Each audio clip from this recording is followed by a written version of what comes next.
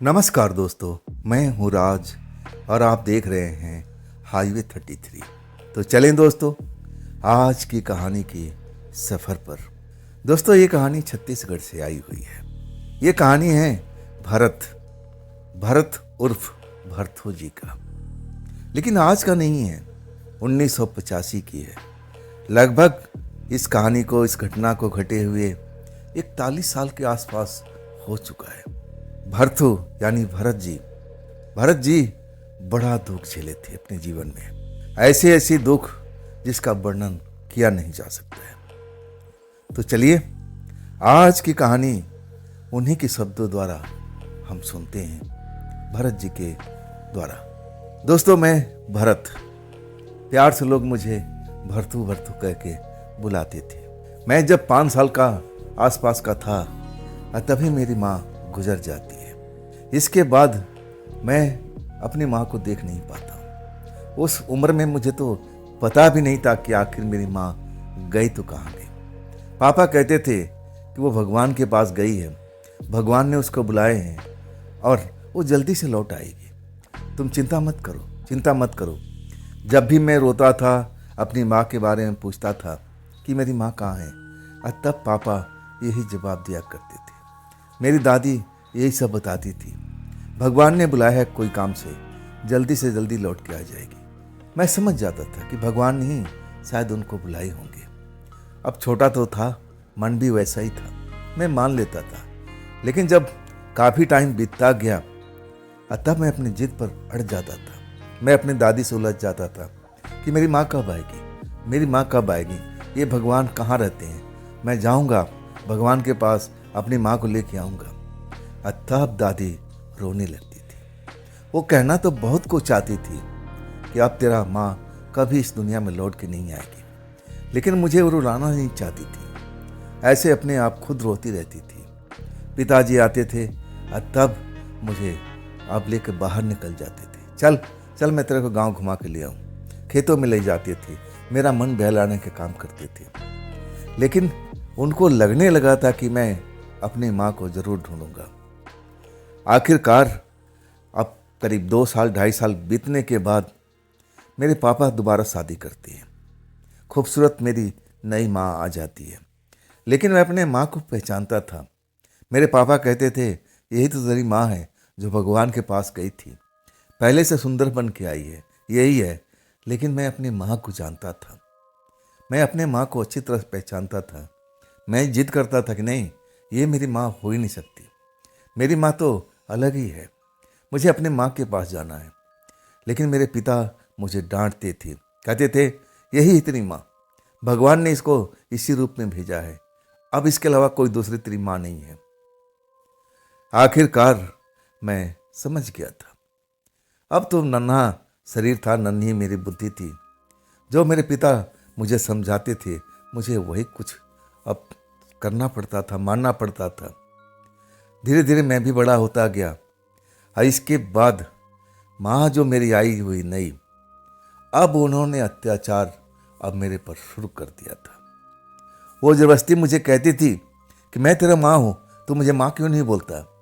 और तब मैं गुस्से में आके कहता था कि आप मेरी माँ हो ही नहीं सकती हो, मेरी माँ अलग थी, मैं आपको अपनी माँ को पहचानता हूँ।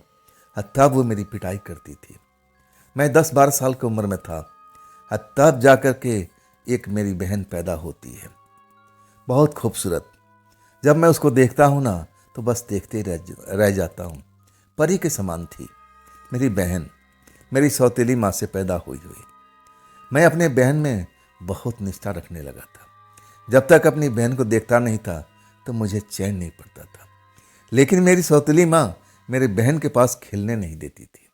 वो कहती थी नहीं, तू नुकसान पहुँचा देगा, तू अलग हट, इसके पास मत आना। लेकिन मैं अपनी प्यारी बहन को जी भर को देखना चाहता था। इतनी गुड़िया सी लगती थी और जब भी मुझे देखती थी तो मुस्कुराती थी। उसकी मुस्कुराहट भरा चेहरा देख करके मैं गदगद हो जाता था। मैं सब दुख तकलीफ भूल जाता था। मुझे लगता था कि बस यही मेरी दुनिया है, यही तो मेरी दुनिया है, इसी के लिए तो मुझे जीना है। जब तक मैं उसको देखता नहीं था चैन पड़ता ही नहीं था।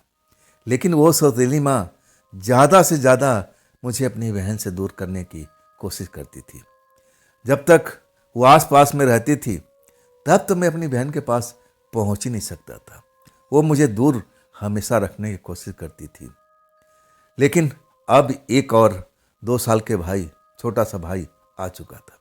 लेकिन भाई से मुझे इतना प्यार नहीं था जितना मुझे बहन से प्यार था। आखिरकार उम्र हमारी बढ़ती गई। अब इसके बाद घर में परिवर्तन होता चला। पिता अच्छा भला काम करते थे, अब उनके घर में कुछ भी नहीं चलती थी। दादी का अब स्वर्गवास हो चुका था। जो भी थी अब सब मेरी सौतेली माँ थी। पापा भी हमारे उसी कंट्रोल में चलते थे। जो वो कहती थी घर में वही होता था। मेरी तो बात सुनी भी नहीं जाती थी। जो मेरे माँ कह देती थी वही सब कुछ उस घर में होने लगता था। मुझ पर कभी कभी गुस्सा करती थी, मुझ पर इल्ज़ाम लगा जाती थी कि ये मेरी बहन कुछ मतलब अब उसको तकलीफ पहुंचाया है, गोद में उठा रहा था, देखो उसके हाथ में चोट लग गई। ऐसा ऐसा अब इल्ज़ाम मुझ पर लगा देती थी ताकि मैं उससे दूर रह सकूं, उसके नज़दीक ना जा सकूं। तब मेरे पिता मेरी पिटाई कर देते थे। खबरदार, उसके पास जाना नहीं तो उसको संभाल नहीं पाएगा। मैं मन महसूस कर रह जाता था। लेकिन अब क्या, अब समय के अनुसार सब कुछ चलने लगता है। मैं भी अब नौजवान हो जाता हूँ और उसके बाद मेरी भी इच्छा थी कि मैं भी कोई काम करूँ, कोई धंधा करूँ, जैसे हमारे गांव के लोग करते थे। किसी न किसी का अपना कोई काम धंधा था, कोई सब्जी बेचता था, कुछ और कुछ करता था, बाजार में जाते थे। मेरी भी इच्छा थी, मैं भी अपनी इच्छा पूरा करना चाहता था। तब मेरी सौतेली माँ कहती थी कि तू इस लायक है ही नहीं, हम जो भी तुझे धन देंगे सब चौपट कर देगा, तू तो बस खेतों में अपना काम किए जा, इससे ज़्यादा तुम सोचना भी मत।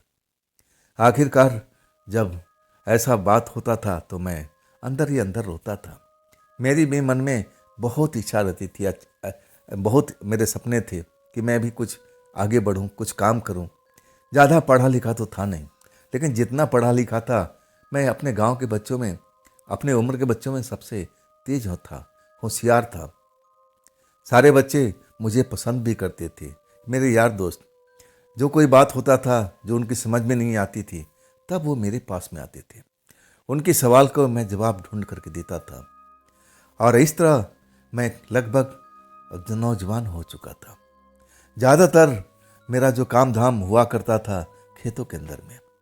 खेतों में सब्जी लगाया जाता था जिसकी मैं पानी की से तराई करता था, उसकी रखवाली करता था। यही तो मेरे जिम्मे काम रह गया था। और वो जो मेरी बहन थी वो भी बड़ी हो चुकी थी। वो मुझे ढूंढती रहती थी कि भैया कहाँ हैं, भैया खाना खाएं कि नहीं खाएं, भैया है कहाँ पर। जैसे मैं बेचैन रहता था मेरी बहन भी बेचैन रहा करती थी। जब तक मुझे देख नहीं लेती थी तब तक उसको भी चैन नहीं पड़ता था। हम दोनों एक दूसरे को बहुत प्यार करते थे। एक दूसरे को जब तक देखते नहीं थे चैन नहीं पड़ जाता था। मेरे पास में कुछ पैसे होते थे तो मैं उसके लिए कुछ स्वादिष्ट मिठाई चुपके से ले जाता था कि ले बहन आराम से खा ला, बिल्कुल माँ को पता नहीं लगना चाहिए। मेरी बहन खुश हो जाया करती थी।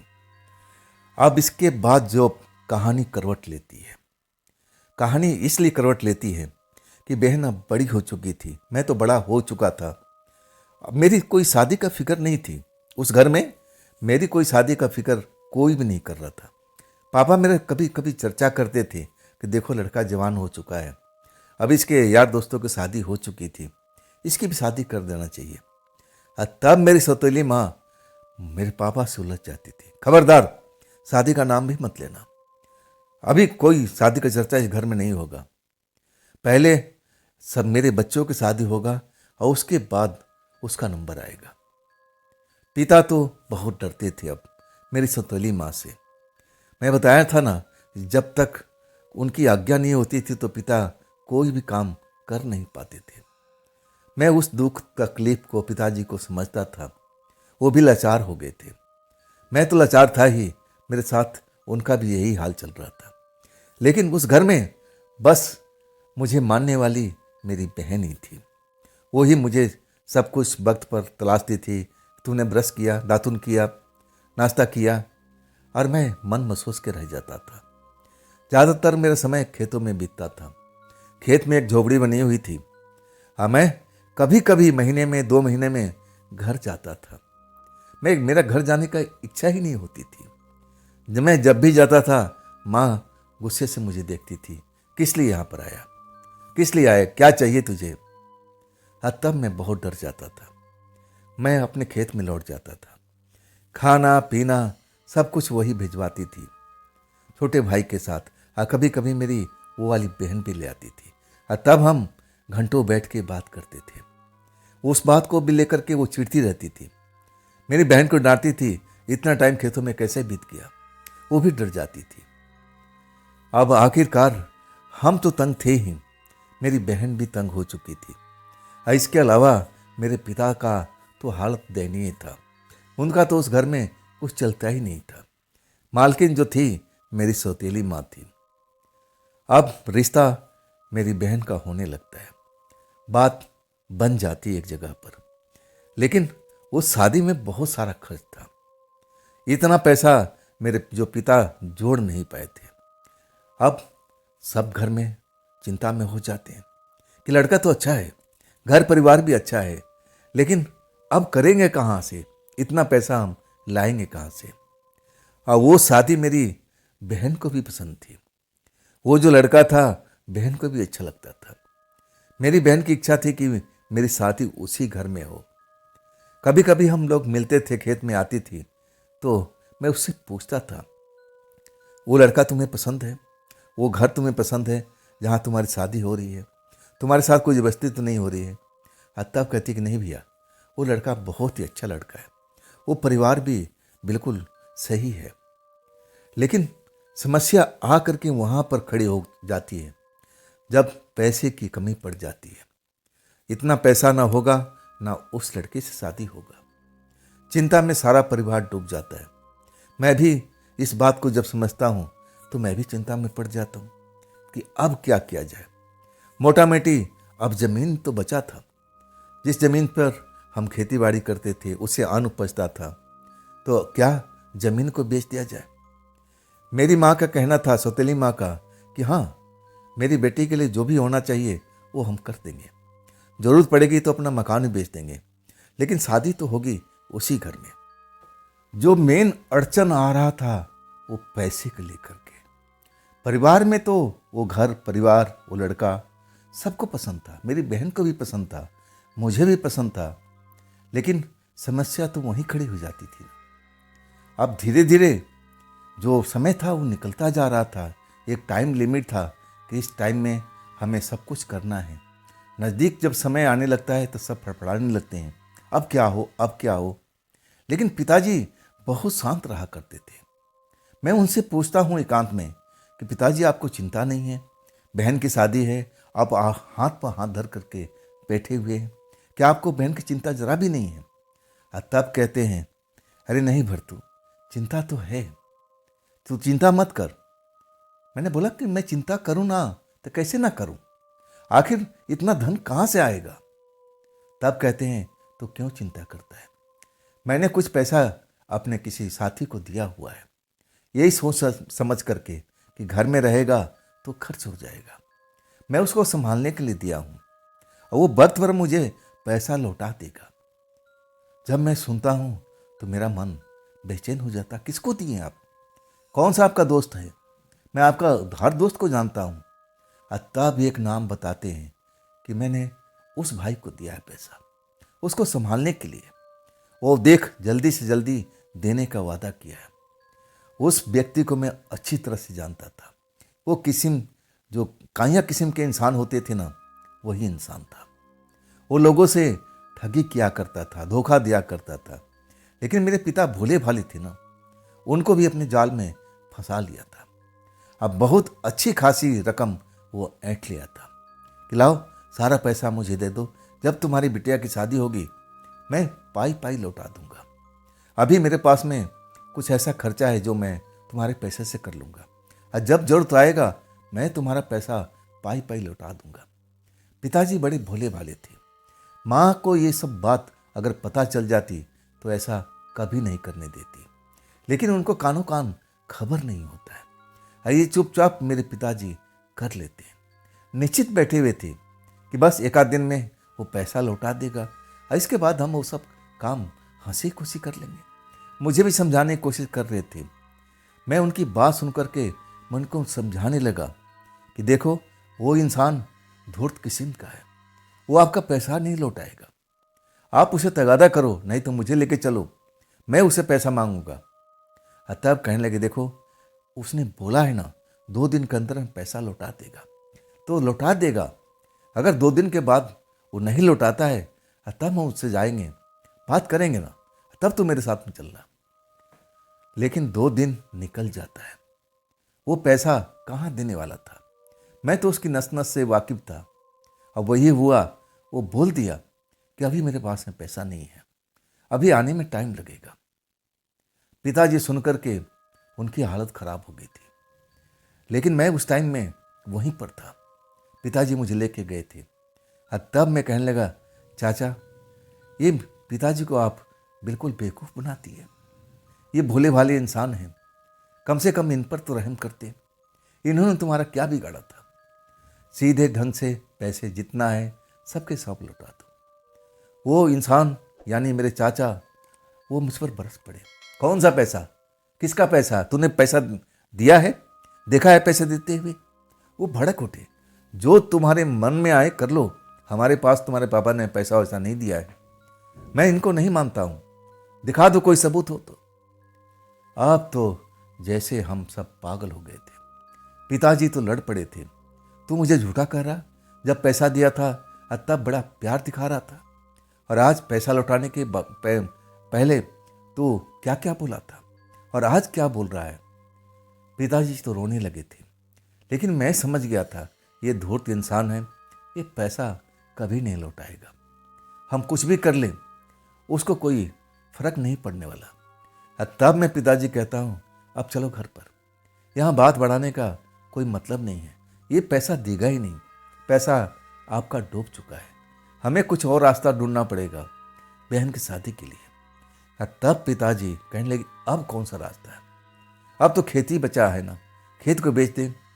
तब मैं कहने लगा कि हाँ, खेत को ही बेच देते हैं। खेत के लिए ग्राहक देखा जाता है, ग्राहक तो मिलते हैं लेकिन वो टाइम लगाते हैं, कहते हैं भाई अभी हमारे पास इतना पैसा नहीं है। और हमारे गांव में सबसे संपन्न व्यक्ति वही था, जब उसके पास पैसा नहीं है तो औरों के पास कहाँ से पैसा होगा। वो टाइम लंबा ले रहा था कि कम से कम 1 साल का टाइम दो, तब मैं तुम्हारी ज़मीन का खरीद लूँगा, वो भी सस्ते भाव में। मजबूरी थी, लेकिन 1 साल कौन इंतज़ार करता है। इसके बाद तो हम दोनों की हालत खराब होने लगी थी। आखिर बहन का रिश्ता कहाँ से होगा। पिताजी बहुत कोशिश करते हैं, कुछ कर्जा वर्जा लेने के लिए रिश्तेदारों के पास जाते हैं, लेकिन एक मोटी रकम की जरूरत थी। इतना मोटी रकम हमारे रिश्तेदार भी दे नहीं सकते थे, क्योंकि वो भी हमारी तरह थे, वो ज़्यादा अमीर नहीं थे कि उनके पास में इतना सारा धन हमेशा रहता हो। वो भी टाल देते हैं कि भाई अभी तो हमारे पास में नहीं है। परेशानी तो बढ़ चुकी थी। इधर मेरी सौतेली माँ को इस बात को बिल्कुल भी कानों कान हवा नहीं लगी थी कि पिताजी ने किसी को पास पैसा अपना जमा पूंजी दिए थे रखने के लिए, और उसने इनकार कर दिया। अगर उनको पता लग जाता तो सबसे पहले तो पिताजी की सही से अब जो ख्याल लेती उनकी कि तुमने ऐसा क्यों किया, लेकिन कानों कान पता नहीं लगता है। घर में टेंशन तो जरूर रहती है, और उस टाइम मैं तो घर में जाता ही नहीं था। मैं तो ज़्यादातर अपने समय खेतों में बिताता था, सुबह शाम दिन में अपने दोस्तों के पास गांव में आ जाता था, उनके साथ कभी कभी ताश वगैरह, कभी कोई खेल खेल लेता था मन बहलाने के लिए, और गांव में रखा क्या था। इसके बाद शाम के टाइम अपने खेत पर, अपने उसी झोपड़ी में जहाँ पर मेरा छोटा भाई कुछ खाने पीने के लेके आ जाता था, जो भी आता था मैं उससे अपना पेट भर करके आराम से सो जाता था, चिंता करते करते आखिर बहन का हाथ फिला कैसे होगा। बड़ा अच्छा घर है, अगर ये रिश्ता टूट जाएगा तो बहन का दिल भी टूट जाएगा। मैं अपनी बहन को उदास देखना नहीं चाहता था, लेकिन मेरे हाथ बंधे हुए थे, मेरे हाथ में कुछ था ही नहीं कि मैं अपनी बहन के लिए कर पाऊँ। बड़ा अफसोस हो रहा था, अगर मैं शुरू से कोई काम धंधा करता ना तो ये दिन देखने के लिए नहीं आता। इसमें मेरी सौतेली माँ का सबसे बड़ा हाथ था। वो नहीं चाहती थी कि मैं आगे बढ़ूं, कोई काम धाम करूं। उनकी इच्छा बिल्कुल नहीं थी। तभी तो आज ये दिन देखने के लिए आ रहा था। मुझे अच्छी तरह याद है, शाम का टाइम था। मैं अपने खेतों में था, चिंता में था कि आखिरकार मेरी बहन का रिश्ता हो पाएगा या नहीं हो पाएगा। उस चाचा पर मुझे बहुत गुस्सा आ रहा था, जो मेरे पापा का पैसा अब उन्होंने ठग लिया था। मैं बहुत नाराज था उन पर, लेकिन वो बहुत शक्तिशाली लोग थे। मैं उनसे उलझ नहीं सकता था। गांव में कोई भी उनसे उलझने का ताकत नहीं रखता था। ना जाने कैसे मेरे पिताजी उनके जाल में फंस गए थे। मैं यही सोचता था कि अगर वो पैसा हमारे घर में होता, चाहे मेरे सौतेली माँ के पास भी होता, तो आज ये दिन हमें देखना नहीं पड़ता। पिताजी ना जाने क्या सोच करके ये पैसा उनके पास में रखे थे। अरे कहीं और रख देते, कहीं और रिश्तेदारी में रख देते। माँ से छुपाना ही था तो और सारे रिश्तेदार भी थे जिनके पास मेरा पैसा सुरक्षित रहता। आज ये हालत नहीं होती ना। मैं बहुत ही चिंता में डूबा हुआ था। तभी एक आवाज़ सुनाई देती है। मेरे खेत के पास पगडंडी थी जो एक दूसरे को गांव को जोड़ती हुई मेन सड़क पर जाती थी। वो रास्ता चलता रहता था। मैं अपने खेत के झोपड़ी के पास बैठा हुआ था। शाम का वक्त था। तभी एक सन्यासी महात्मा जैसे देखने वाले व्यक्ति मेरे खेत के पास, जहाँ पर सब्जी उगी थी, वहाँ खड़े होकर के मुझे आवाज़ दे रही थी, अरे भाई जरा इधर आना, इधर आना। मैं देखता हूँ कि आखिर कौन है, तो मैं देखता हूँ एक बाबा जैसे दिखने वाले लोग हैं। मैं कहता हूँ, बाबा जी क्या चाहिए आपको? कहते हैं, बेटा इधर आ जाओ, तुमसे कुछ बात करनी है। मैं ना चाहते हुए भी अब चला जाता हूँ। मेरे से जाने की इच्छा नहीं थी। मैं उस टाइम बहुत दुखी था, मन व्यथित था मेरा। चला जाता हूँ। तब बाबा जी कहते, बेटा थोड़ा सा सब्जी मुझे चाहिए। ये देखो तुम्हारे खेत में बहुत प्यारी प्यारी सब्जी दिखाई दे रही है, क्या मुझे थोड़ा सा सब्जी तोड़ के दे सकते हो? मैं जब सुनता हूँ तो कहता है, बाबा जी जितनी चाहिए आप अपने हाथों से तोड़ लो, समझ लो आप ही का खेत है, आप तोड़ लो। इसके लिए मुझे आवाज़ देने की जरूरत नहीं थी। ये बात तो आप वहाँ से भी कर सकते थे। बाबा जी कहने लगे, नहीं बेटा, हम ऐसे लोग नहीं हैं। जब तक तुम इजाज़त नहीं दोगे हम हाथ नहीं लगा सकते, और सब्जी तो मैं तोड़ ही नहीं सकता। अब तुम्हारी इच्छा है तो तुम तोड़ के दे दो, और नहीं तो हम आगे चल रहे हैं। मुझे लगने लगा कि साधु बाबा कुछ अलग ही हैं। अरे जब मैंने बोल दिया तो तोड़ क्यों नहीं लेते हैं? आखिरकार मैं सब्जी तोड़ के देता हूँ, और बाबा कितना चाहिए? और ले लो, और ले लो। लेकिन कहते हैं, अरे नहीं नहीं, इतना मैं क्या करूँगा, सिर्फ रात को तो मुझे खाना बनाना है, अब ये मैं कहाँ ढोता फिरूंगा बेटा। मैं कहने लगा कि बाबा जी कहाँ रहते हो, मैं पहली बार आपको देखा हूँ इस एरिया में। कहने लगे, हाँ बेटा मैं पहली बार इस एरिया क्षेत्र में आया हूँ। हाँ तुमसे एक चीज़ और पूछना चाहता हूँ, मुझे रात का अब आराम भी करना है। कोई ऐसी जगह है यहाँ पर जहाँ पर मैं आराम कर सकूँ, अपना ध्यान कर सकूँ? मैं कहने लगा कि हाँ बाबा, आगे खेल का मैदान है, बड़ा खुला खुला जगह है, आप चाहो तो वहाँ पर सब कुछ आपके लिए है। वहाँ पर पानी का व्यवस्था भी है और खुला खुला मैदान है। आप चाहो आप आराम कर सकते हो, गर्मी का टाइम है, कोई तकलीफ भी नहीं होगी। बाबा जी कहने लगे, अरे बेटा मैं ये पूछना चाहता था कि यहाँ पर कोई शमशान है? मैं उनको देखते रह गया। अरे भाई, जीते जागते आदमी को, वो भी शाम के टाइम शमशान में क्यों जाना चाहती हो? मैं उलझन में पड़ जाता हूँ, ये कैसे बाबा हैं भाई, ये शमशान का रास्ता क्यों पूछ रहे हैं? तब मैं उनसे कहता हूँ, बाबा जी शमशान क्यों जाना चाहती हो? कहने लगे, बेटा मैं क्या बताऊँ तुमसे, तुमने तो सही मुझे रास्ता दिखा दिया, लेकिन मेरा कुछ काम है जो शमशान में ही पूरा हो सकता है। हाँ आपने जो जगह बताया मैं वहाँ तो आराम कर लूँगा, लेकिन कुछ मेरा जो पूजा पाठ है वो शमशान में हो सकता है। बता दो अगर तुम्हारी नज़र में है आसपास में तो। मैं जानता तो अच्छी तरह से, मैं उसी गांव का रहने वाला, और शमशान का रास्ता मुझे नहीं पता, ये कैसे हो सकता है?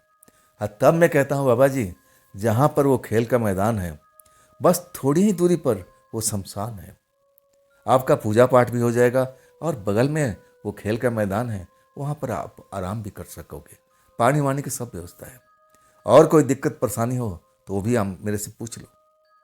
तब कहते हैं नहीं बेटा, और कोई बात नहीं करना है। चलने लगते हैं और तब अचानक रुकते हैं।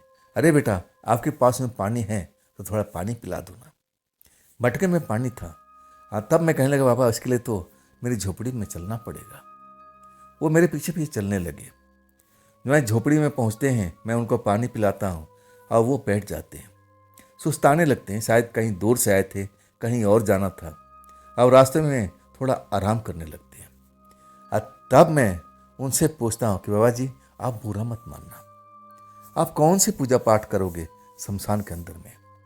और तब कहते हैं अरे बेटा मैं साधना करूँगा, पूजा पाठ नहीं, एक तरह का पूजा पाठ ही है, एक साधना करना चाहता हूँ। अब रास्ता में मुझे अब थकावट हो गई है, मैं तो आगे निकलना चाहता था, लेकिन अब रात के टाइम कहाँ जाऊँगा, आज की रात यहीं आराम कर लूँगा और फिर सुबह मैं निकल जाऊँगा। और तब मैं कहने लगा कि बाबा जी उस साधना में क्या होता है जो शमशान में ही आप पूरा करोगे, वो कहीं और नहीं हो सकता है। और तब मेरी तरफ घूर के देखते हैं और कहते हैं नहीं बच्चा, जो काम जहाँ पर लिखा हुआ है, जहाँ होना चाहिए, उसी जगह पर उसका फल मिलता है। अगर मैं वही पूजा पाठ, वही साधना कहीं और जगह पर करूँगा तो उसका फल मुझे प्राप्ति नहीं होगा।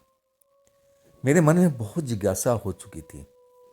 मैं सवाल पर सवाल पूछता गया और वो हंस हंस करके मुस्कुरा करके सारी सवाल का जवाब दे रहे थे। मैं कहने लगा कि मैंने सुना है कि रात के टाइम में प्रेत आत्माएं, भूत प्रेत शमशान में घुमा करती है, ये बात सच है महात्मा जी। और तब वो कहने लगे कि हाँ बिल्कुल सच है, रात के टाइम शमशान में आत्माएं नहीं मिलेगी तो क्या जिंदा इंसान मिलेगा। आत्माएं तो वहाँ पर रहती हैं, उन्हीं की तो मैं साधना करता हूँ, उन्हीं से मुझे वो फल प्राप्त होता है। मैं बड़ा सोच पड़ गया। मैं कहने लगा कि महात्मा जी ये जो पूजा आप कर रहे हो, जिसको आप साधना बोल रहे हो, उसमें क्या फल की प्राप्ति होती है, इसके लिए आप शमशान में जाना पड़ता है। और तब वो कहने लगे बेटा तुम समझ नहीं पाओगे, तुम हमारी लाइन में नहीं हो ना, हमारी लाइन का इंसान ये सब बातें समझ सकता है, तुम गृहस्थ हो ना, ये बात तुम्हें हजम भी नहीं होगी और ना तुम्हें समझ में आएगी। मैं कुछ और पूछना चाहता था और तभी मेरे मन में ख्याल आता है कि बाबा जी मैंने किस्से कहानी में पढ़ा था कि कुछ आत्माएं ऐसी भी होती हैं जो लोगों को मदद करती हैं, धन की प्राप्ति होती है, धन देती हैं, क्या ये बात सही है। महात्मा जी मेरी तरफ देख करके एकदम अचंभित हो गए थे। ये लड़का इतना सारा सवाल कैसे पूछ रहा है, क्यों ऐसा सवाल पूछ रहा है। कुछ देर जवाब नहीं देते हैं और तब मैं फिर सवाल को दोहराता हूँ, बाबा जी आपने मेरे सवाल का जवाब नहीं दिया, क्या ऐसा भी होता है। तब कहते हैं हाँ होता तो है बेटा, लेकिन जो आत्माएं धन देती है ना, वो आसानी से नहीं देती, उसके लिए कुछ उनको डिमांड होता है, उनकी कुछ शर्तें होती हैं। वो शर्त हर किसी को मानना, अब समझ लो कि अब वो उसके बस की बात नहीं होती। जो कठिन शर्त है ना, वो इंसान तो जल्दी से पूरा भी नहीं कर पाएगा, कठिन शर्त होती है, हर इंसान इसको पूरा करने का क्षमता नहीं रखता है। ऐसा तुम क्यों पूछ रहे हो बेटा, ऐसा क्यों सवाल पूछ रहे हो। मैं कहने लगा कि आप बुरा मत मानिएगा, मेरे घर में कुछ समस्या चल रही है, समस्या में अपना आप सब कुछ बताने लगता हूँ और वो भी बताता हूँ कि देखिए समय बहुत कम है, अब जब तक धन की कुछ प्राप्ति नहीं होगी हमारी बहन की शादी हो नहीं पाएगी। अगर शादी नहीं हो पाएगी तो मेरी बहन का दिल टूट जाएगा और वो मैं चाहता नहीं हूँ। आप आ गए तो इसलिए मैं सब कुछ सवाल पूछ रहा हूँ, अगर नहीं होते तो मैं किससे सवाल पूछ लेता। क्या आप इस काम में मेरी कोई मदद कर सकते हैं, ऐसी कोई आत्माओं से मुझे मिला सकते हैं जिससे मुझे कुछ धन की प्राप्ति हो जाए। बाबा जी तो इस जगह पर आके फंस चुके थे, वो कभी मेरी तरफ देख रहे थे और कभी आसमान की तरफ और कभी सब्जी वाला खेत की तरफ। वो मन ही मन सोच रहे थे कि भाई यहाँ पर मैं रुका ही क्यों, ना सब्जी के लिए रुकता और ना ये बात आगे बढ़ती। शायद यही मन में सोच रहे होंगे। मैं भी यही सब समझ रहा है कि मेरी बात सुन करके कहीं नाराज तो नहीं हो जाएंगे। काफ़ी देर तो चुप रहते हैं और कहते हैं बेटा देखो ये जो तुम बता रहे हो ना बहुत कठिन कार्य है, तुम इसको नहीं कर पाओगे, अच्छे अच्छे लोग नहीं कर पाते हैं, तो तुम्हारी तो बिसाती कुछ नहीं है। जो तंत्र मंत्र जानते हैं थोड़े बहुत, वो भी इस काम को करने से डरते हैं। तुम कैसे कर लोगे बेटा? मैं कहता हूं कि आप मुझे वो रास्ता दिखा दीजिए ना, बाकी करना ना करना मेरे ऊपर में छोड़ दीजिए। मैं बाबा जी से रिक्वेस्ट करने लगता हूं कि अगर मेरी बहन की शादी नहीं होती ना, तो शायद ये बात मैं आपसे कभी पूछता भी नहीं। आप मेरी मदद कीजिए ना, आप मेरी मदद कीजिए ना। मैं अच्छे काम के लिए ये सब करने जा रहा हूँ। मैं सबको आपको सब बात तो बता दिया ना आपको। तब कहते हैं, हाँ बेटा तूने बता तो दिया, लेकिन मैं ये काम तुम्हें करने की सलाह नहीं दे सकता। बहुत रिस्क है इसमें। हो सकता है कि उस टाइम में कुछ ऐसी आत्मा जो आ जाए जो तुम्हारे साथ कुछ बुरा कर सकती हो, तो तब तुम क्या करोगे? मैं भी जिद पर अड़ गया था कि बाबा जी देखिए, मेरी दुनिया में मैं अपनी माँ के अलावा और किसी से प्यार नहीं करता, और दूसरा प्यार करता हूँ तो अपनी बहन से, जिसके लिए मैं सब कुछ करना चाहता हूँ। मैं उसके चेहरे पर उदास तो कभी देखना पसंद ही नहीं करता हूँ। अब मैं उसका दिल को तोड़ नहीं सकता। मेरे पापा सब कुछ कोशिश तो कर चुके हैं, लेकिन हम ये शादी को रोकना नहीं चाहते। हम चाहते हैं कि शादी हर हालत में हो, उसी घर में हो, उसी लड़के से हो जो मेरी बहन पसंद भी करने लगी है। आप हमारी मदद कीजिए, आप हमारी मदद कीजिए। तब बाबा कहते हैं, अरे बेटा तूने तो मुझे बड़ा गलत काम के लिए प्रेरित कर रहा है। नहीं बेटा, तू मेरी बात को सलाह मान ले, तू ऐसा काम मत कर, ये काम ठीक नहीं है। ये काम मैं तुम्हें कभी सलाह नहीं दूंगा ऐसे काम करने के लिए। तुम पर खतरा हो सकता है, खतरा हर समय मंडराता रहता है ऐसे कामों में। मैं नहीं चाहता हूं कि भरी जवानी में तेरे साथ में ऐसी कोई घटना हो जाए जो मुझे पसंद नहीं है। तब मैं बाबा जी से कहने लगा, ऐसे जीवन का क्या मतलब जो अपनी बहन के लिए काम ना आ सके। मान लेता हूं कि खतरा होगा, मैं भुगत लूंगा, मेरे ऊपर में होगा ना, लेकिन उसमें सफलता मिल जाएगी तो अब मुझे धन की तो प्राप्ति हो जाएगी, जिसे मैं अपनी बहन की शादी तो करा सकूंगा। बाबा जी सोच में पड़ गए थे। कहने लगे कि ठीक है, लेकिन अभी नहीं, मैं अभी तो जा रहा हूं और मैं 2 दिन के बाद लौट के आऊंगा। अगर तू इंतजार कर सकता है तो इंतजार कर ले, मैं तेरे काम के लिए लौट के आऊंगा। रात तो मैं यहाँ बिताऊंगा और इसके बाद सुबह निकल जाऊंगा। एक जरूरी काम है, वो काम निपटा के मैं तो आगे बढ़ना चाहता था, लेकिन तेरे लिए मैं ये पवित्र काम करने के लिए, तेरे बहन का शादी करने के लिए मैं लौट के आऊँगा। तब हम विषय पर बात करेंगे मेरे लौटने के बाद में। मेरे मन में तो बड़े और सवाल थे, मेरी जिज्ञासा शांत नहीं हुई थी, लेकिन अब बाबा जी वादा कर चुके थे कि मैं 2 दिन के बाद जब लौट आऊँगा तब इस विषय पर हम चर्चा करेंगे। तब मैं तुम्हें उस काम के करने के लिए सब तरीके बताऊंगा। बस मुझे लौट के आने दे। आज रात तो मैं शमशान में बिताऊंगा, इसके बाद सुबह निकल जाऊंगा। एक जरूरी काम के लिए मुझे आगे बढ़ना है। और बाबा जी फिर निकल जाते हैं। वो सब्जी वगैरह लेकर के शायद शमशान में ही खाना बनाएंगे या कहाँ बनाएंगे मुझे नहीं पता था, लेकिन इतना मुझे मन में लगने लगा कि बाबा जी झूठ नहीं बोल रहे, सच्ची बाबा थे।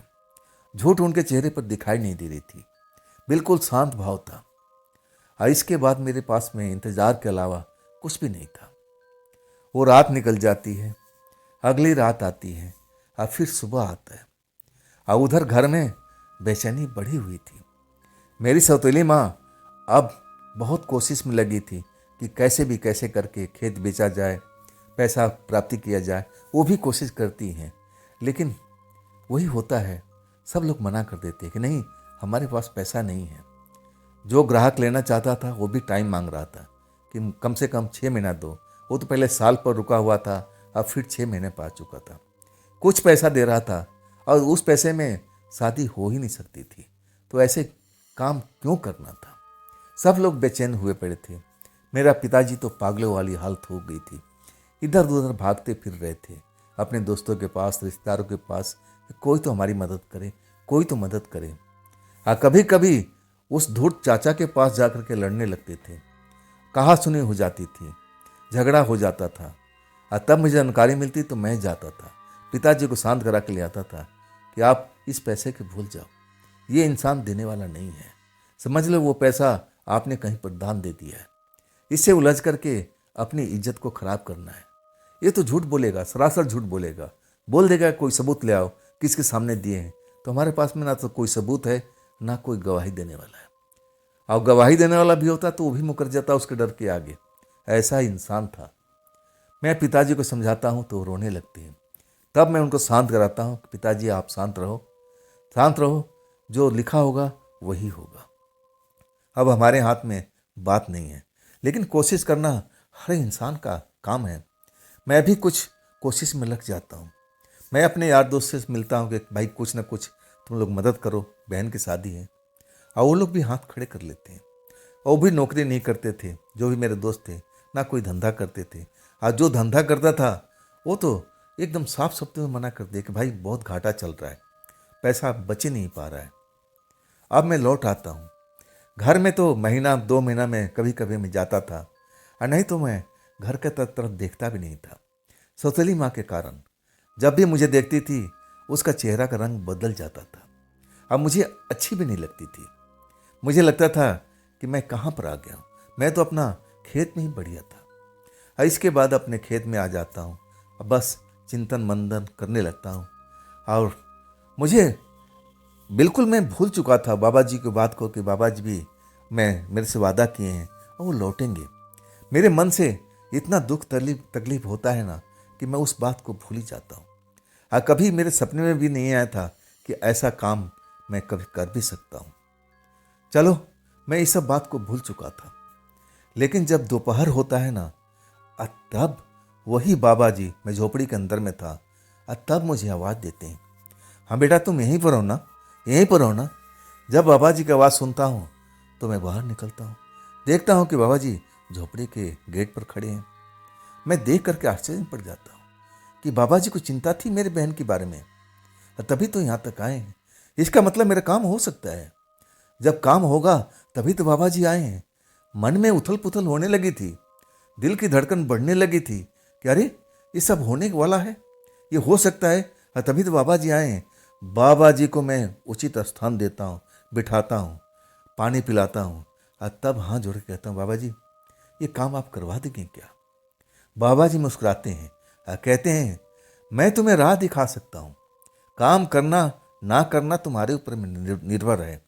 अगर तुम सही ढंग से काम करोगे तो हो सकता है कि तुम अपने काम में सफलता प्राप्त कर सको, और ये भी हो सकता है कि गलत आत्मा उस टाइम में आ जाए तो तुम्हारे लिए संकट पैदा हो जाए। इसमें बेटा खतरा भी है। अभी भी मैं तुम्हें सचेत कर रहा हूँ, तुम इस काम को ना ही करो तो ही अच्छा है।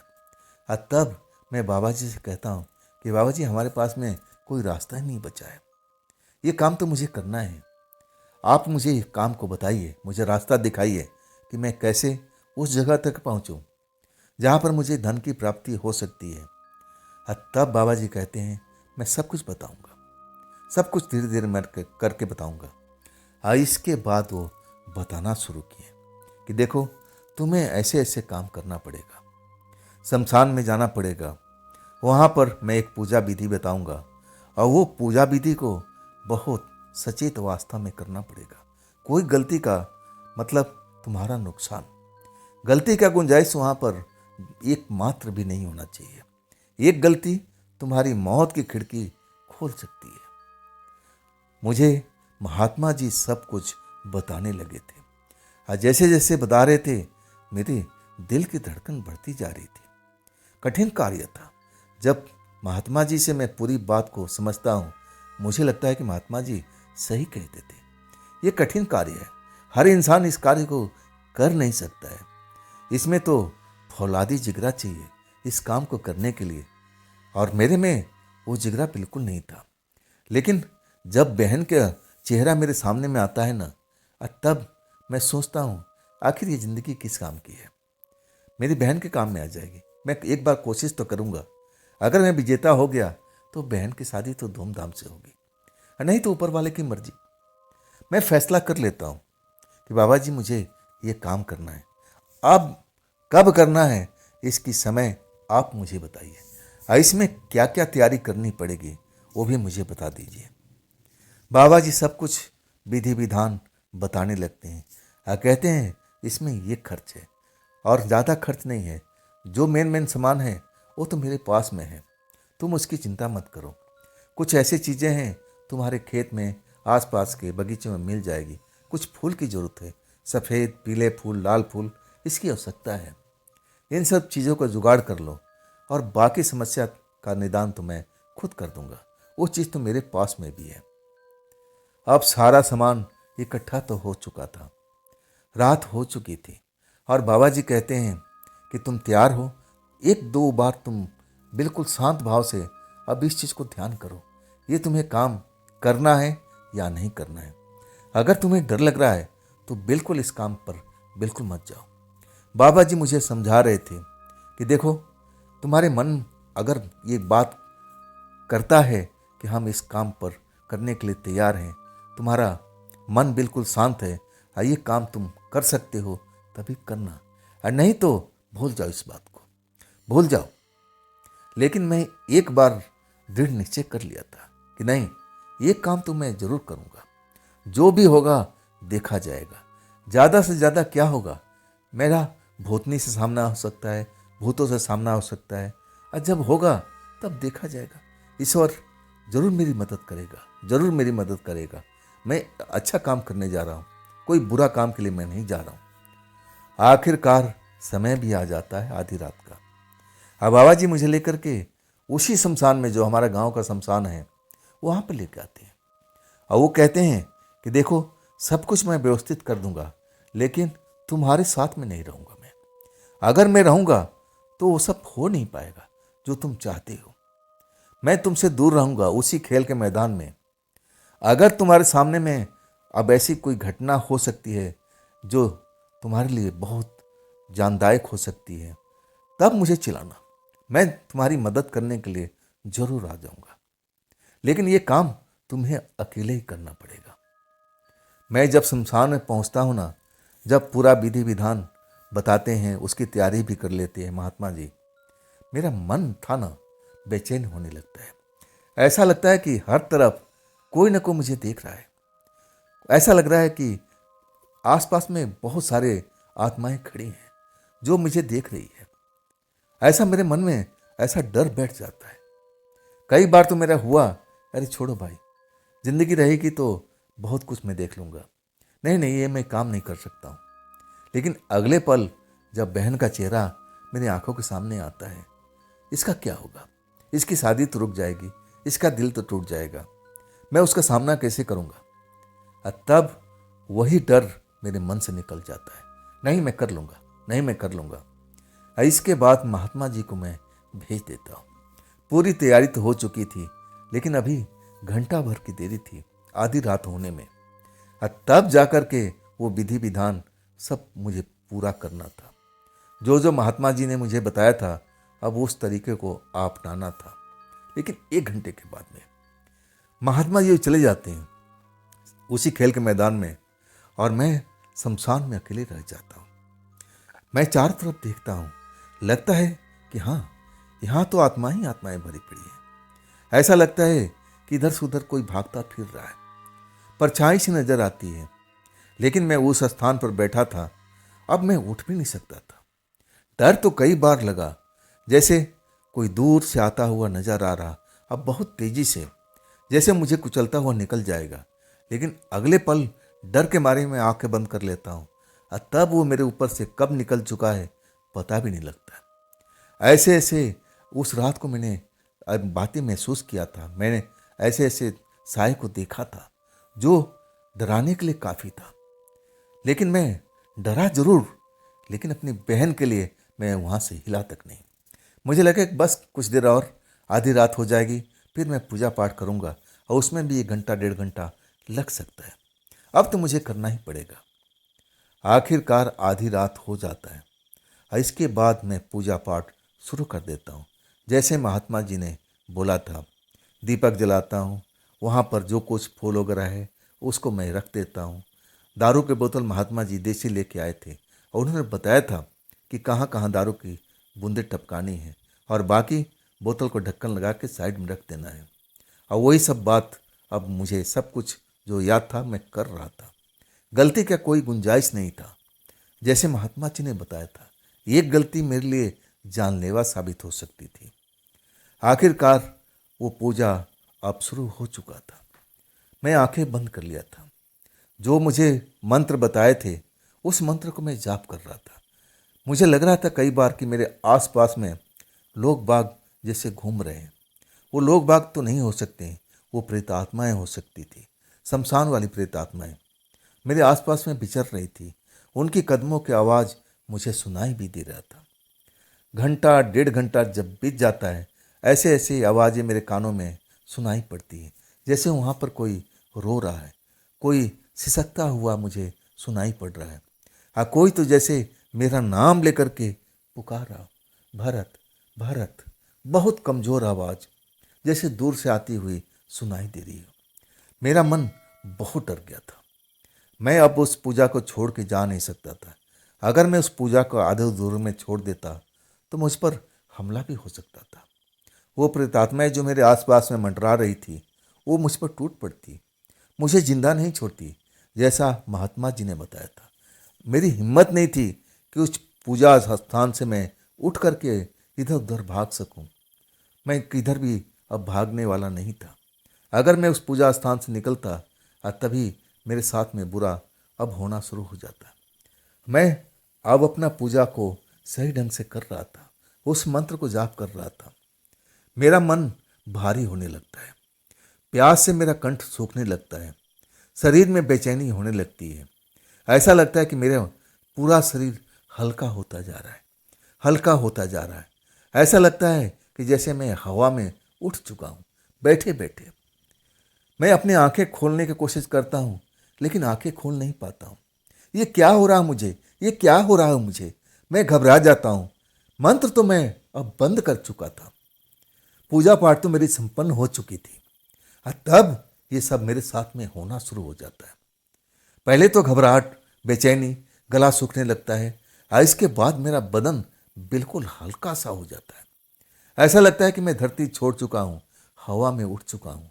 आंखें खोलता हूँ तो आंखें खोल नहीं पाती। अजीब अजीब आवाज़ें मुझे सुनाई देती है। मैं अपने चारों तरफ देखने की कोशिश करता हूँ लेकिन आंखें खुली तब ना कि मैं हूँ कहाँ पर। क्या मैं उसी जगह पर हूँ, उसी पूजा पाठ में हूँ? लेकिन ऐसा नहीं लग रहा था। मुझे लग रहा था कि मैं हवा से भी हल्का हो चुका हूँ और मैं उड़ रहा हूँ। कोई मेरे आगे आगे चल रहा है, मेरे आगे आगे चल रहा है। ऐसा जब महसूस करता हूँ, अंदर से घबराहट, डर, बेचैनी वो सब तो हो ही पड़ी थी। अब मैं कर क्या सकता था? आँख खोल नहीं सकता था, ना आवाज़ निकाल सकता था। मेरी जुबान चिपक चुकी थी। मैं किसी को आवाज़ भी नहीं ला सकता था। मतलब ये सब महात्मा जी ने तो बताया नहीं था कि ऐसा भी तुम्हारे साथ में हो सकता है। अब क्या होगा मेरे साथ में? क्या मैं गलत पूजा कर दिया हूँ? ये गलत आत्मा मेरे पास में आ गई है और तभी तो मेरा हाल ऐसा कर रही है। आखिर मैं जिंदा बच पाऊंगा या नहीं बच पाऊंगा, मुझे कुछ भी नहीं पता था। ऐसा लग रहा है कि मेरे आगे आगे कोई चल रहा है और मैं हवा में उठा हुआ हूँ और मैं हवा में तैरते हुए चलते जा रहा हूँ, जो मुझे लेके जा रहा है। आखिरकार एक आवाज़ सुनाई देती है, एक औरत की, तुम आंखें अपनी खोल सकते हो। जब मैं अपनी आंखें खोलता हूँ ना तो मैं अपने आप को ज़मीन पर बैठा हुआ पाता हूँ। लेकिन वो शमशान नहीं था, शमशान से अलग ही जगह लग रही थी, जहाँ पर हर तरफ में जंगली झाड़ी वगैरह उगी हुई थी। एक साफ सुथरा सा जगह था जिसके पास में बैठा हुआ था और एक औरत सामने बैठी हुई नजर आ रही थी। देखने में उम्र 30 से 40 के बीच में था। आंखें लाल लाल नजर आ रही थी। बाकी शरीर स्त्री का ही दिखाई दे रहा था। कोई उसमें ऐसा नहीं दिख रहा था कि कहीं अलग हो। बिल्कुल मनुष्य की तरह, स्त्री की तरह दिखाई दे रही थी। बस आंखों का रंग बहुत ही अलग था, चमकीला था, जैसे रोशनी निकल रही थी। मुझे बैठने के लिए तो बोल चुकी थी और उसके बाद कहती है, तुमने मुझे कैसे बुलाया? क्या चाहते हो तुम? तुम्हें पता नहीं है यहाँ पर रात को मुझे कोई बुलाता है तो कोई खास मकसद से। क्या मकसद है तुम्हारा? क्या चाहते हो तुम मुझसे? क्यों बुलाया है मुझे? जल्दी जल्दी बताओ। मेरी बोलती बंद हो चुकी थी। जब मैं अपने आप को शमशान से अलग पाता हूँ, बहुत ना जाने कौन सी जगह है जहाँ पर चारों तरफ जंगली झाड़ियाँ मुझे दिखाई दे रही है, और आसमान तो बिल्कुल जैसे नजर ही नहीं आ रहा था, इतना गहरा अंधेरा उस जगह पर। और उस औरत का चेहरा बिल्कुल चमक रहा था, आंखें चमक रही थी। ऐसा कैसे हो सकता है भाई? कौन है ये जिसको मैं लिए प्रार्थना किया था, जिसके लिए मैं मंत्र पढ़ा था? क्या वही है या कोई और आ चुकी है? मुझे तो ये भी नहीं पता था। धड़कन तो बढ़ी हुई थी, शरीर कांपता है, और तब वही आवाज़ मुझे दोबारा सुनाई देती है। तुमने अभी तक बताया नहीं, तुमने मुझे यहाँ पर क्यों बुलाया है? अगर मुझसे कोई काम नहीं है तो मुझे क्यों बुलाया क्या यहाँ पर? जल्दी बताओ, मुझे निकलना भी है, इतना टाइम मेरे पास में नहीं है। आखिरकार जब मैं उसकी तरफ देखता हूँ, और तब मेरे मुंह से आवाज़ निकलने शुरू हो जाती है। मैं अपनी परेशानी बताना शुरू कर देता हूँ कि मेरी बहन की शादी है और कुछ धन की आवश्यकता है। अगर वो मुझे धन मिल जाए तो मेरी बहन की शादी हो सकती है, और इसीलिए मैं आपके पास में आया हूँ, आपको बुलाया हूँ।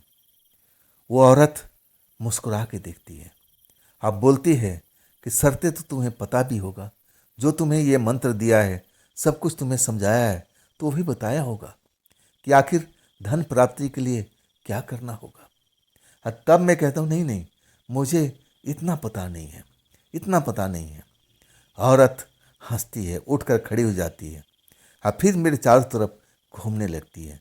कहती, नौजवान, यहाँ पर सौदा होता है, एक हाथ ले एक हाथ दे। अगर तुझे धन चाहिए तो मेरे साथ में सौदा करना पड़ेगा। अगर तू सौदा कर सकता है तब तो ठीक है, और नहीं तो मैं जा रही हूँ। लेकिन जैसे ही जाऊंगी, आज समझ ले तेरा सौदा कैंसिल हो जाएगा, और अपने स्थान पर तू सही सलामत पहुंच भी नहीं पाएगा। मैं खौफ में भर जाए। क्या मतलब? क्या मुझे धमकाना चाहती थी? वो सौदा जबरदस्ती कराना चाहती थी?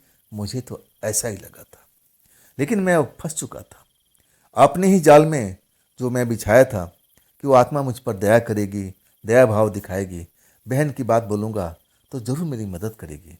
लेकिन वो तो मेरे से सौदा कर रही थी। यहाँ सौदा होता है, एक हाथ ले एक हाथ दे। तेरे पास देने के लिए मेरे पास तू क्या मुझे दे सकता है?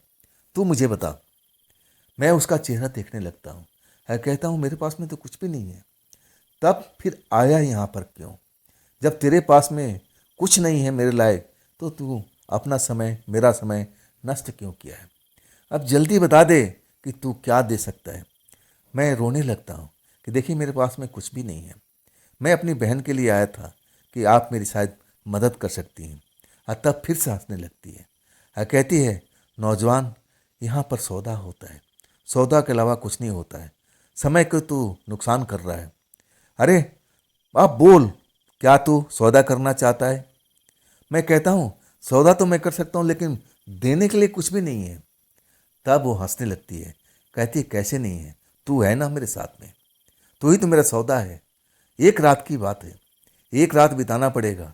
आज जो तू कहेगा तेरी बहन की शादी के लिए मैं कर दूंगी। अब मैं क्या करता? ना तो वहाँ से भाग सकता था, और ना मैं अपने आप को सुरक्षित पा रहा था। आखिरकार मुझे हाँ बोलना ही पड़ेगा। अब मैं कहता हूँ उतना धन मिल जाएगा ना जितना मुझे शादी के लिए ज़रूरत है। और तब कहती है, कितना चाहिए? नाम रख। मैं बताता हूँ कि इतने इतने की ज़रूरत है। मुस्कुरा के कहती है कि हाँ मिल जाएगा, लेकिन वही है, एक रात मेरे साथ में गुजारनी पड़ेगी। तुझे मंजूर है? और तब मैं कहता हूँ कि हाँ मुझे मंजूर है। मुस्कुराती है और कहती है, फिर उठ के खड़ा हो जा। मेरा हाथ पकड़ती है और फिर आगे की तरफ चलने लगती है। आगे तो और अंधेरा, और अंधेरा। ऐसा लग रहा था कि हम अंधेरी दुनिया में आ चुके हैं। आसमान तो कहीं पर नजर नहीं आ रहा था, हर तरफ अंधेरा अंधेरा, डरावनी जगह। वहाँ पर और भी रोने पीटने की, हंसने की आवाज़ें आसपास में सुनाई दे रही थी। उस आवाज़ से मुझे डर लग रहा था। कई बार मैं रुक जाता था और तब मुझे झिड़कती थी। कहती है, बस आवाज़ से डर गया, अगर इनको देखेगा तब तेरा क्या हाल होगा। अब जल्दी चल, समय निकलता जा रहा है। आखिरकार हम न जाने किस जगह पर पहुँचते हैं।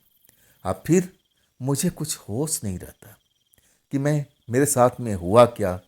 क्या मेरे सर पर चोट लगी, या फिर कोई जादू का असर, या फिर क्या हुआ। मैं अपना होश खो बैठता हूँ। जब मुझे होश आता है ना, तो सुबह हो चुकी थी। जो बाबा थे वो मुझे जगा रहे थे, बच्चा होश में आ जा, होश में आ जा, होश में आ जा, सुबह हो गया है। तू कहाँ गया था, तू कहाँ गया था। मैं कई बार इस शमशान के आसपास में पूरा तरह चेक कर लिया, तू कहीं पर नहीं था। कहाँ गया था, कहाँ गया था। मैं आंखें खोलता हूँ, मुझे तो उसी औरत का चेहरा नजर आ रहा था, एकदम लाल लाल आंखों वाली। क्या हुआ मेरे साथ में, कैसे मैं बेहोश हो गया था। अब क्या वो धन मेरे पास में है। मैं आसपास में देखता हूँ, अपने जेब में देखता हूँ, लेकिन धन का तो अता पता था ही नहीं। कहाँ गया वो धन की प्राप्ति के लिए मैं सारा काम किया था, वो धन है कहाँ पर। और बाबा जी मुझसे उल्टा सवाल पूछ रहे थे कि मैं कई बार शमशान में आ चुका था, लेकिन शमशान में नजर नहीं आया। कहाँ गया था, किसके साथ गया था। बहुत सारा सवाल पूछ रहे थे। मैं बेचैन था उस धन के लिए, जिसके लिए मैंने ये सबसे बड़ा रिस्क लिया था, लेकिन धन का तो अता पता नहीं था। मैं बाबा जी को सब कुछ बताता हूँ, जो जो मेरे साथ में घटा था। अब मैं कहता हूँ, बाबा जी आपने बोला था कि धन की प्राप्ति होगा। उस औरत ने भी कहा था, लेकिन धन तो मुझे मिला नहीं। अब मेरा क्या होगा, अब मेरा क्या होगा। बाबा जी सोच में डूब गए थे और कहने लगे कि बेटा, हमारे गुरु ने तो ऐसा ही बताया था कि जो उस औरत या जो भी है वो वादा कर लेती है, तो अपने वादा से कभी पीछा नहीं छोड़ती है। ऐसा हो नहीं सकता है, ऐसा हो नहीं सकता है। जैसे अपने आप पर उनको यकीन नहीं था। मैं बहुत परेशान हो चुका था, शरीर से कुछ बदबू सी भी आने लगी थी। मुझे लगा कि अब तो नहाना बहुत ज़रूरी है। मैं बाबा जी को लेकर के अपने खेत में पहुंचता हूँ और कहता है, बाबा जी आप यहाँ विश्राम कीजिए और सोचिए कि आखिर वो धन मुझे क्यों नहीं मिला। अब मुझे क्या दोबारा से फिर वो सब काम करना पड़ेगा। तब बाबा जी कहते, नहीं बेटा, ये काम बस एक ही बार में होता है, दूसरी बार तो तुम्हारी जान भी जा सकती है। मैं ऐसा गलत काम कभी तुम्हें करने नहीं दूंगा। हाँ, तुम जाओ। और तब तक मैं सोचता विचारता हूँ। आखिरकार मैं अपने घर जाता हूँ, नहाता हूँ, धोता हूँ। बहन आ जाती है, मुझे नहलाने धुलाने में हमेशा मदद करती थी। उस टाइम मेरी सौतेली माँ कहीं गई होती, अगर होती तो बहन मेरे पास में नहीं आती। और तब मेरे से पूछती है, भैया कुछ हुआ प्रबंध, क्या हुआ, कहाँ तक बात आगे बढ़ी। और तब मैं कहता हूँ, बहन कुछ ना कुछ तो हो रहा है, जरूर तेरी शादी होगी, उसी लड़के से होगी, उसी परिवार में होगी। तू टेंशन मत ले, अभी हम लोग के पास में टाइम है ना, टाइम से पहले सब कुछ मैं प्रबंध कर लूँगा, तू चिंता मत कर, तू चिंता मत कर। अब मैं उसको संतावना ही तो दे सकता था। मन तो अंदर से बहुत दुखी था। मैं इसलिए ज़्यादा दुखी था कि इतना मैं खतरनाक काम करके आया था शमशान में, और तभी मुझे धन की प्राप्ति नहीं हुई। नहा धोने के बाद नया कपड़ा वड़ा पहन करके मैं फिर अपने खेत में, जैसा हमेशा करता था कि कहीं सौतेली में आ जाए और फिर मुझ पर नाराज हो जाएगी, मैं अपने खेत में आ जाता हूँ। और तब मैं जाता हूँ तो बाबा थे ही नहीं, बाबा चले गए थे। मैं चारों तरफ बाबा को देखता हूँ, लेकिन बाबा का आता पता नहीं चलता है। मुझे लगा कि बाबा में कोई कमी नहीं है, उनके मंत्र में भी कमी नहीं है। मंत्र उनका बिल्कुल सही था। तभी तो वो प्रेतात्मा मेरे सामने में आई थी और उसने मेरे साथ में सौदा किया था। उसने पूछा भी था कितना धन चाहिए। मैं तो उतना ही धन बोला था कि वो आसानी से दे सके। आखिरकार वो धन भी नहीं मिला और इधर बाबा जी भी गायब हो चुके थे। मैं सोच लिया था कि अब कुछ नहीं हो सकता मेरा, अब कुछ नहीं होगा, अब मेरा कुछ नहीं हो पाएगा। मैं अपनी बहन की शादी अब कैसे करा पाऊंगा। पिताजी भी थक चुके हैं और कौन है हमारे घर में, हम दो ही लोग तो हैं। मेरा छोटा भाई है, उस लायक है नहीं है, तो कौन करेगा, कैसे, कहाँ से। अब खेत भी बिक्री नहीं हो रहा है।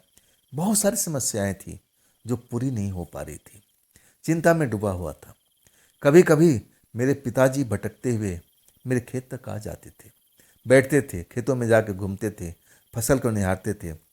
अब वो भी आ जाते हैं, खेतों में फसल देखते हुए झोपड़ी तक आ जाते हैं। और उनका भी चेहरा उदास था। बैठ जाते हैं और तब मैं उनसे वही बात बोलता हूँ कि पिताजी अब क्या होगा, अब तो हमारे पास में कोई रास्ता ही नहीं बचा है, तो मुझे तो लगता है कि ये शादी कैंसिल हो जाएगी। पिताजी कहते हैं हाँ बेटा, मुझे भी ऐसा लग रहा है, अब तो कुछ बच ही नहीं पा रहा है, कुछ हमारे हाथ में है ही नहीं कि हम लोग उस शादी को कर पाए। इतना पैसा तो जरूर था, वो पैसा मिल जाता जो धूर्त ने अब मेरा पैसा हड़प लिया है, तो ये काम तो जरूर हो जाता, ये काम तो जरूर हो जाता। हम दोनों चिंता में पड़े हुए थे कि आखिर अब मेरी बहन की शादी कैसे होगी। चिंता इतना कि हम आसपास में देख भी नहीं पा रहे हैं कि आसपास में कौन आ रहा है कौन जा रहा है। और तब एक आवाज़ सुनाई पड़ती है। वो आवाज़ जो मैं सुनता हूँ तो मेरे कानों पर विश्वास नहीं होता है। वो तो वही धूर्त चाचा थे जो पापा का पैसा हड़प चुके थे। वो मेरे पिता को ढूंढते हुए यहाँ तक आ गए थे, उनका नाम लेते हुए, अरे मैं तुझे कहाँ कहाँ ढूंढ रहा हूँ और तू यहाँ खेत में आके बैठा हुआ है। और तब मेरे पिताजी उसको देख के बुरा सा मुंह बनाते हैं। अब क्या मेरे से छीनना चाहता है, अब तो खेती मेरे पास में पड़ा हुआ है, ये भी अपने नाम करवा ले, करने के लिए तैयार बैठा हूँ।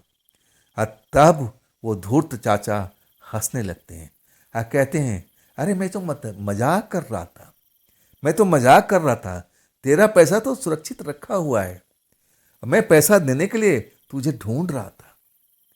सच कहूँ ना, मुझे लगा कि फिर ये मेरे साथ में मजाक कर रहा है, मेरे पिताजी के साथ में ये कोई गेम प्लान करके आया है। ये पैसा देने वाला इंसान नहीं था। मेरे गांव के बहुत सारे लोग अब इसके जो ठगी विद्या का शिकार बन गए थे और उसमें पापा भी बन चुके थे। ये लोगों से पैसा लूटता था, देता तो किसी को नहीं था। ये हमारे पिताजी को पैसा दे देगा, ऐसा हो ही नहीं सकता है। लेकिन वो कह रहा था अरे मैं तुझे ढूंढते ढूंढते अब यहाँ तक पहुँच गया, मुझे पता लगा कि तू खेतों की तरफ गया है, देख सारा पैसा मैं लेके आ चुका हूँ। जब अपना गमछा खोलता है तो उसमें हरे हरे नोट देख करके मेरी आंखें चौंधिया जाती हैं। मतलब वाकई में ये पैसा लौटाना चाहता है। और तब मैं कहता हूँ लाओ, मुझे ढकेल देता है, तू पीछे हट, ये तेरा पैसा नहीं है, तेरे पिताजी का पैसा है, जिससे मैं लिया हूँ उसी को वापस करूँगा, और नहीं तो मुझे वो नहीं छोड़ेगी, नहीं तो मुझे नहीं छोड़ेगी। कौन नहीं छोड़ेगी भाई, ये कई बार वो धूर्त चाचा ये बोल चुका था। मैं तो पीछे हट गया था।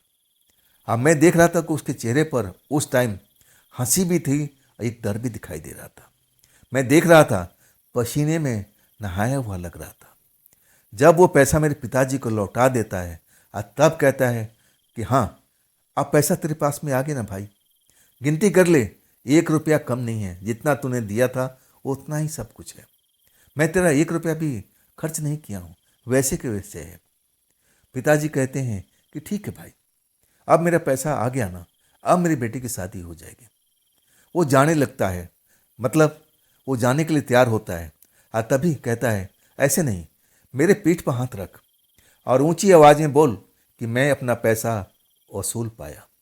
2-3 बार बोल, तब मेरे मन को जाकर शांति मिलेगी। मेरे पिताजी हैरान थे, ऐसा क्यों बुलवाना चाहता है। आखिरकार मैं ही कहता हूँ पिताजी मैं समझ गया हूँ, आप बोल दो, आप बोल दो, आपको बोलना ही पड़ेगा, नहीं तो इसकी जान छूटेगी नहीं, इसकी जान छूटेगी नहीं। पिताजी भी हक्के बक्के थे, कह रहे थे भरतू क्या बोल रहा है, तू क्या बोल रहा है।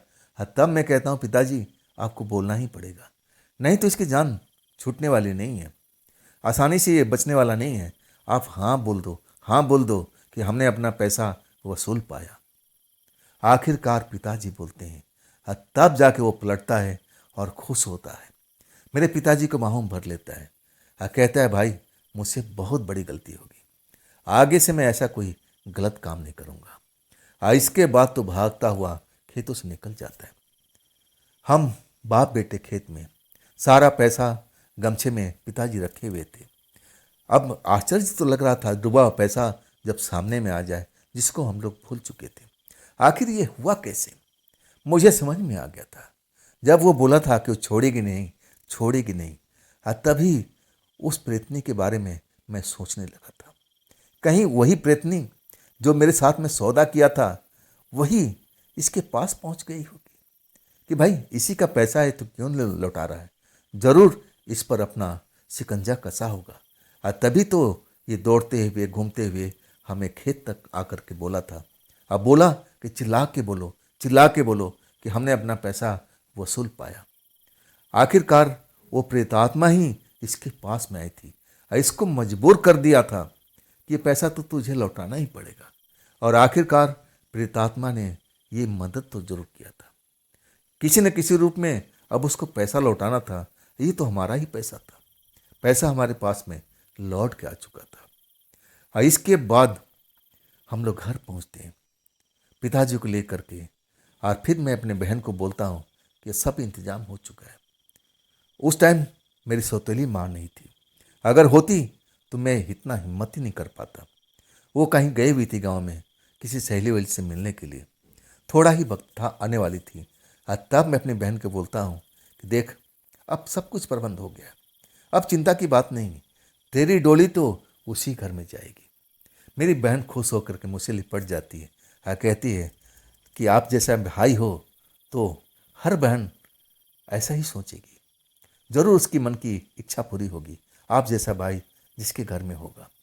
और इसके बाद माँ की आवाज़ सुनाई देती है, तू यहाँ पर कैसे आया, तू यहाँ पर इसके साथ क्या कर रहा है, इसे दूर हट। वो जानती थी कि मैं उसको कहीं कुछ बहला तो नहीं रहा हूँ, माँ के प्रति कुछ गलत सिखा तो नहीं रहा। उसके मन में हमेशा ऐसी भावना बनी रहती थी। और तब मैं समझ गया कि माँ से बहस करना बेकार है, अपने खेत की तरफ चलो। शाम होता है, शाम होने के बाद मैं तो बड़ा प्रसन्न में था कि चलो, अब जो हमने ये काम किया था, जो महात्मा जी ने बताया था, वो तो सफल हो चुका है। लेकिन महात्मा जी क्यों चले गए? महात्मा जी ना तो कुछ बताए कि कहाँ जा रहे हैं, लौटेंगे कि नहीं लौटेंगे। आखिरकार उनके प्रति मेरी चिंता जरूर थी। अचानक वो जो चले गए थे, लेकिन जब शाम होता है तो महात्मा जी लौट के आते हैं, चिंता में डूबे रहते हैं और आके मेरे पास में बैठ जाते हैं और कहते हैं बेटा पानी पिला दो। मैं मुस्कुराता हूँ, उनको पानी देता हूँ। उनके चिंता जो चेहरे पर दिखाई देती है, मैं पूछता हूँ इतना चिंता क्यों है महात्मा जी? आपका मुस्कुराता हुआ चेहरा देखना चाहता हूँ, जैसे आप मुस्कुराते रहते थे हर बात पर। और तब कहते हैं कि देख भरतू, मैंने जो जो तुझे काम बताया था, देखो मेरे जीवन में पहली बार ये सब मैंने किया था। मैं गुरु जी के पास में गया था, मैं गुरु जी से सब कुछ पूछ के आया। और गुरु जी कहते हैं कि जो तूने मंत्र दिया था ना, ये कभी धोखा नहीं देता, ये काम करता है। ये उस लड़के के साथ कैसे काम नहीं किया, मैं इसी बारे में पता करने के लिए गया था। और गुरु जी ने बताया है कि नहीं, चलो आज नहीं हुआ तो कभी न कभी तो धन आएगा। मैं हंस पड़ता हूँ कि महात्मा जी, जिसके लिए आप चिंता किए थे, आप अपने गुरु से मिलने के लिए चले गए थे, कम से कम रुक तो जाते। वो पैसा हमारे पास में आ चुका है। सब कुछ बात बताता हूँ। गुरु जी के जिसे उनको विश्वास नहीं होता महात्मा जी को कि ऐसा भी हो सकता है। उनको लगा था कि उसी रात में कोई ना कोई धन की प्राप्ति होगी। आखिरकार उस प्रेतात्मा ने हमारी मदद किया किसी न किसी रूप में। जो मैंने धन मांगा था वो धन तो मुझे मिल चुका था, तो और मुझे किस चीज़ की जरूरत थी। तो दोस्तों, ये थी कहानी भरत जी की भेजी हुई। ये कहानी आपको कैसी लगी? आपके पास भी अगर कोई अपनी आप बीती है, कोई अपनी कहानी है, तो आप मुझे ज़रूर भेजिएगा मेरे इंस्टाग्राम पर, व्हाट्सएप नंबर पर, मेरी मेल आईडी पर। और दोस्तों, आप लोगों में से बहुत कम लोग चैनल को सब्सक्राइब करते हैं। प्लीज़ मैं आपसे रिक्वेस्ट करता हूँ कि कहानी का आनंद लेते हुए एक उंगली का इशारा तो करना है, बस एक उंगली का तो खेल है। कहानी सुनते सुनते भी हमारे चैनल को आप सब्सक्राइब कर सकते हैं। तो दोस्तों, ये भी चैनल आप ही का है, तो इसको भी अपना प्यार दीजिए, लाइक कीजिए, सब्सक्राइब कीजिए, अपने दोस्तों को शेयर कीजिए और हाइप का बटन तो ज़रूर दबाइएगा। तो दोस्तों, फिर मिलते हैं एक नई घटना, एक नई कहानी के साथ कल की रात। आप लोग अपना ख्याल रखिएगा। नमस्कार।